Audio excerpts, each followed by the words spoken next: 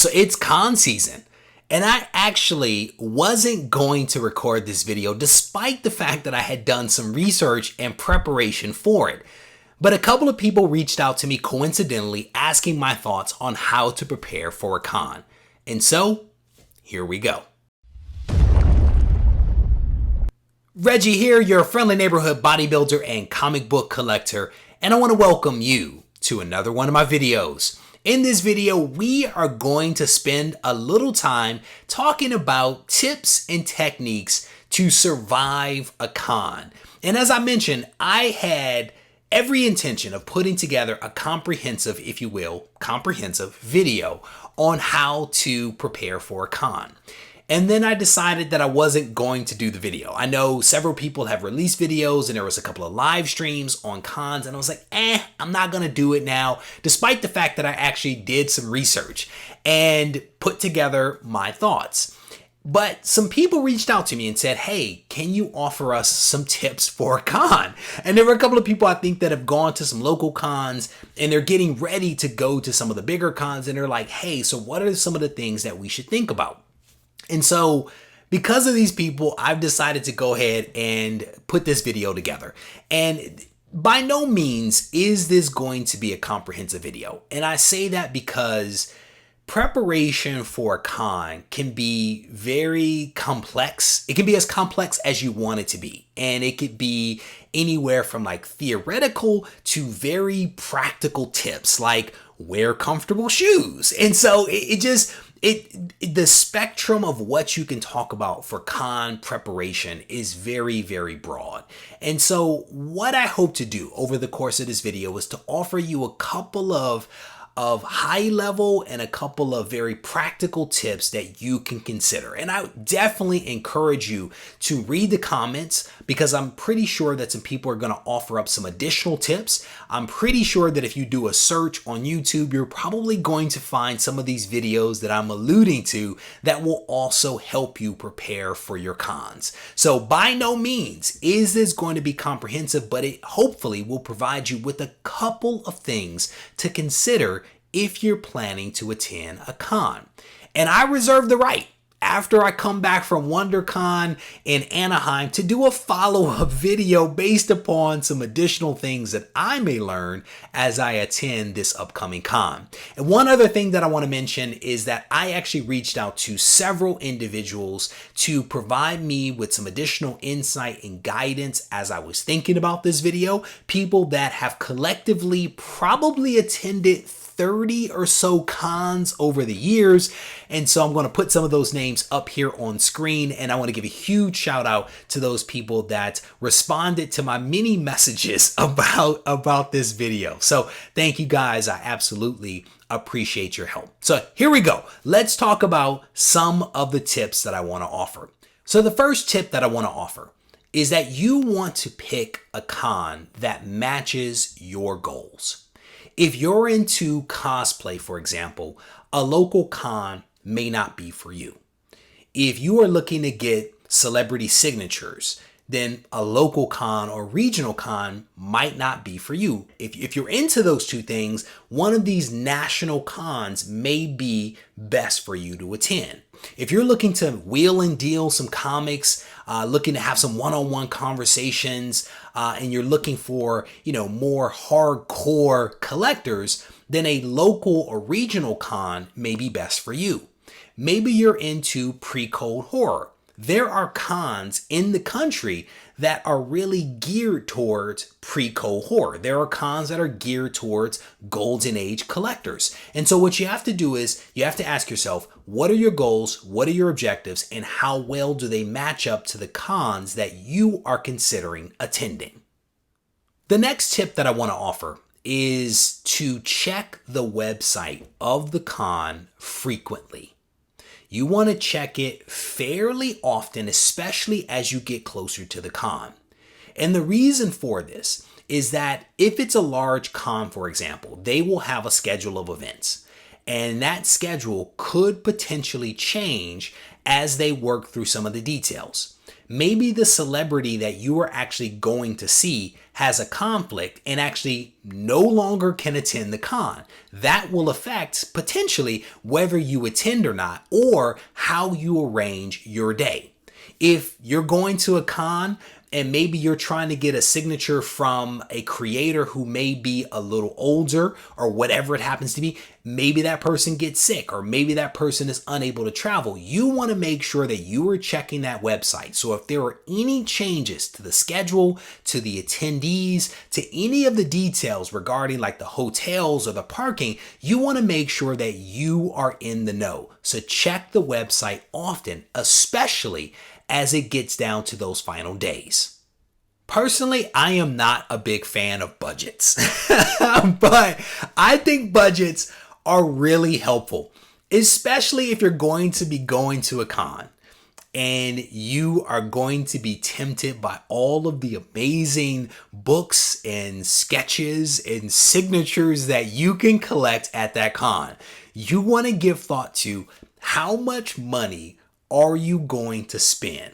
And then I would encourage you to put a little buffer in there, but you want to have a dollar amount in mind before you walk into that con, because it's just like anything else. If you have a goal, if you have an objective, you're more likely to meet that goal or objective versus walking in blind and potentially spending more money than what you intended to spend because you got excited about the opportunity. So have a budget in mind, add a little cushion to it, and then try to stick to that budget.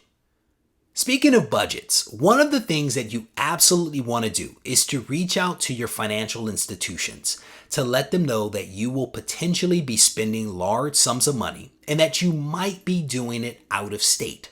The last thing that you want to do is to be traveling to a con and be using your debit card or your credit card if you go that route, and to have a hold be placed on that transaction because they view it as a fraudulent charge. So you definitely want to give your financial institutions a heads up that you're going to be spending and that you may be spending outside of your home state. While we're on this theme of dollars and cents, one of the things that you may also want to consider is using cash or using PayPal, friends and family. By using cash and by sending money to retailers via friends and family, you could potentially save yourself some money. Sometimes retailers will not charge you sales tax. Sometimes they will offer you a better deal on a book if you're actually paying cash or the cash equivalent. So if you're going to be using cash, make sure that you have cash on hand.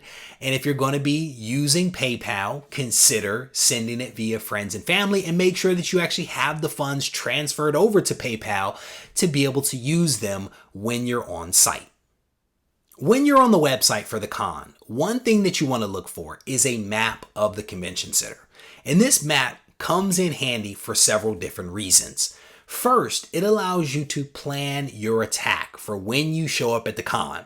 Where is the entry? Where are the restrooms? Where is the recharging station, if there is one? Where are the artists and creators going to be signing books? Where are the panel discussions? Where is the cosplay area? Where are all of the dealers, right? So by understanding the lay of the land, it will allow you to kind of plan your attack. Where are you going to go first, second, third? Where are you going to wait and hang out and look for friends? All of that kind of stuff can potentially be derived from the map that you have access to. The other thing is sometimes these convention centers are really large and your cell phone may not actually get reception inside of the convention center.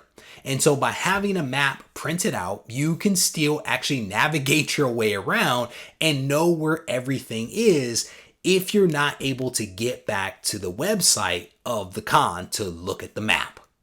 Speaking of creators, if you're going to be getting signatures from writers or artists, one thing that you want to do in the days leading up to the con is to actually create signature windows for your comics. Now, signature windows serve several purposes. They protect your book, absolutely, especially while you're traveling with it. But the signature window also shows the creator where you actually want them to sign the comic. And I'm not going to show signature windows, how to do them in this video, but what I will try to do is to actually link to a couple of videos in the description of this video so that you can get all the information that you need on how to create signature windows. And you definitely want to do this in advance of actually going to the con. You want to do it at home where you can actually take some time to look at your books and to figure out where you want your signature, and then have the time to go ahead and create your signature windows and have them all set up so that when you show up at the con, you know exactly what you're trying to do. You know who you're going to go to because you have your map, you've printed it out, you have a plan of attack, you have your books with the signature windows, and when you get to the front of the line, you are ready to rock and roll. I travel a fair bit. And one thing that I never leave home without when I'm traveling is this thing right here. It is an Omni charger. This thing has the ability to charge a couple of cell phones and a laptop when you're out and about on the road and can't find a wall plug to plug into. This thing comes in extremely handy. And if you are going to be at a con, you want to make sure you have your battery charger, if you can find a plug, or you have one of these things, a portable charger that you can carry with you in a backpack. This thing is extremely helpful. So if you have a chance, make sure you pick one of these things up, because if you're going to be on your cell phone trying to check prices, talking to your significant other, texting friends or calling friends or whatever it happens to be, you're going to be using up a lot of battery power, and having one of these chargers handy will be extremely helpful. The next tip is another very practical tip, and it's one of those ones where I feel silly saying it, but I think it's important to say: wear comfortable shoes. I have worked a lot of cons in my industry, and I can tell you that when you are on your feet for 6 or 8 hours and you do it a couple of days in a row, your feet, your body, your back take a beating. And so if you're going to be at a con and potentially walking long distances, standing for long periods of time, you definitely want to have on some good, comfortable shoes. Don't go out and buy shoes for the con, because a lot of times new shoes aren't that comfortable. But you want to make sure that you wear a good pair of shoes. If you're going to be at the con a couple of days, you may want to take a couple of pairs of shoes, because sometimes changing up your footwear will also alleviate some lower back pain and some knee pain. So think about it before you go. What are you putting on your feet? Another thing that you want to think about is, how are you going to be protecting your comic books? While you're on a plane or in a car or at the con, kind of jostling things around, you want to give thought to, how are you going to protect your books and prevent them from being damaged? Yes, you're going to have your comics that you're going to get signed in your signature windows, but they have to be put into something else. And if you're carrying a backpack or something else, you want to make sure that your comics aren't, loose in that backpack. So a storefolio is a really good way to provide a little bit of protection to your comics. So you may want to consider picking up 1 or 2 of those things to actually have at your disposal. Another very simple tip is that you are going to have your budget, and you are probably going to have a target list for what you're looking to pick up at that con. And it's important to remember that if the numbers don't make sense, then maybe you have to walk away from the deal. Depending upon the size of the convention that you're going to, that same book that you're looking at may be at 5, 10, or 15 other dealers at that same con.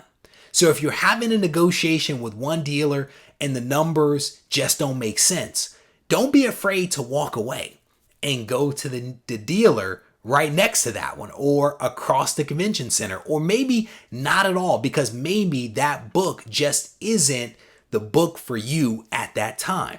So don't be afraid to negotiate, and certainly don't be afraid to walk away. So there you have it, just a couple of tips that I've been able to pull together from my head and from a few of my buddies, as I mentioned earlier in this video. Again, there are an infinite number of things for you to think about and to consider as you get ready for a con. And what I wanted to do in this video was to kind of present just a few things for you to consider. As you're watching this video, if you have some other practical tips or not practical tips to offer people that may be attending cons this upcoming season, don't be shy about putting those things in the comment section to help out your fellow collector. As always, guys, if you need to reach me, feel free to do so at Regie Collects on Instagram and regiecollects@gmail.com. Take care. Be sure to visit our sponsor at gocollect.com.